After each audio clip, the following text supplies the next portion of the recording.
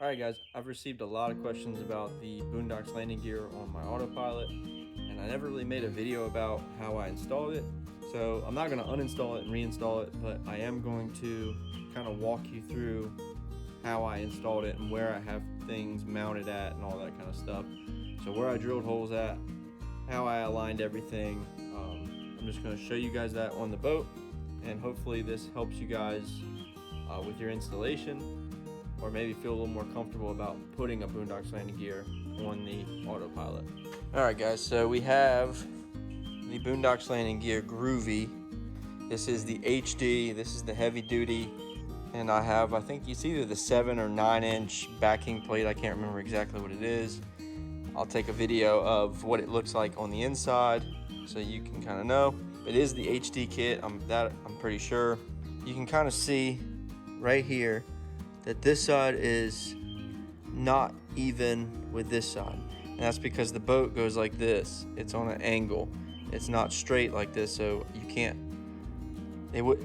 I wanted to keep the backing plate as in the center of this as possible, so right here, and because it's angled I had to do it like this. And you can't do it with the old Boonedox landing gear because these are fixed. But with these being on this rail system here, you can kind of align them anywhere from here to here.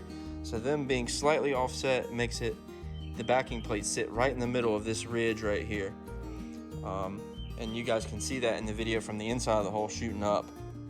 So that's the first step right there. And again, from the inside of the hole shooting up, you can see how much room you have. It starts to curve right here, and then you have your rod holder right here, and the backing plate I think runs about right here to right here or something like that.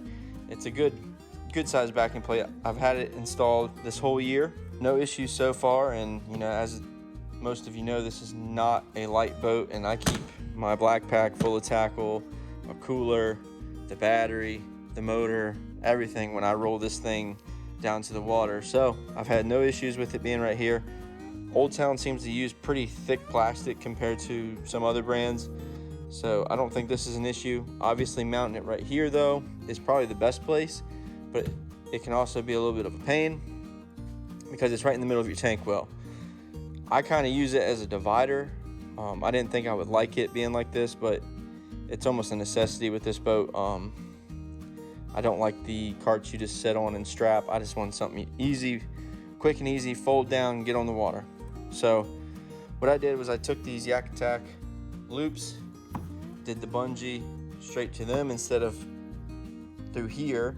So I moved them back, and that way it can strap down my black pack and all that, but this is all open.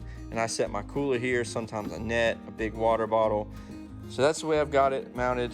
Also mount the anchor was here, so this adds a ton of track as well as providing wheels to the boat. And like I said, no issues. I did use Loctite on pretty much all of these. I didn't want any of this backing out or anything like that. And it's good to put some silicone or something like that on there too, on the underside, help seal everything up. But yeah, I mean, the main point is to get this location right, and I'll show measurements from here to here and from here to here. And then the other thing is to make sure you get the backing plate drilled in the center, and that means these are going to have to be offset. And I wanted it overhanging just a little bit, because this comes back out like this. If you look straight down, this is not the edge of the boat, it comes back out on the water line. So I set them out just a little bit, a couple inches, so that when the wheels are all the way in, they're not bumping into the side of the boat. The bars aren't bumping into the side of the boat. And how you would get to everything is in this hatch here. You can see I got my yak power there, but you would just reach your hand in here like this, and obviously you can go further all the way to the elbow, hold the backing plate here and get this one here started, and that would hold your backing plate into place. And then you can kind of get this one started as well, leave them loose and all that, and then you would fit this, slide this on the tracks to where you need it. And you got to do the same thing with this and that side.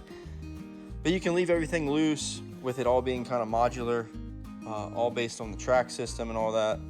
I think the only thing you have to do prior is the length of this right here. But you can just lay this across and, you know, get your measurements that way. Mark a spot right here so you know how far this goes in and all that. Put the T-bolt in the track, and then I'd feed this whole bar through until I lined it up exactly where I wanted it, and then put Loctite on it and lock everything down. And like I said, it's been a year and I've had 0 issues. If you guys have any questions about that, let me know.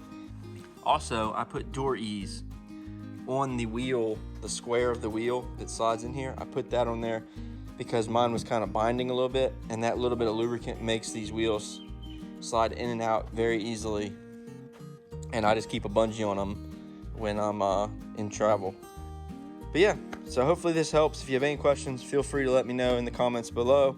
I'll do my best to answer them and help you guys out. It really wasn't that hard. It took maybe an hour, hour and a half, which is pretty normal for a Boonedox landing gear. But yeah, so this is probably the best place for it. It gives you all kinds of tracks. I've had 0 issues mounting it like this, offset, and that I think is the key on how you should do it, because it keeps that backing plate, like I said, right in the middle there. So hopefully this helps, and I will see you guys in the next one.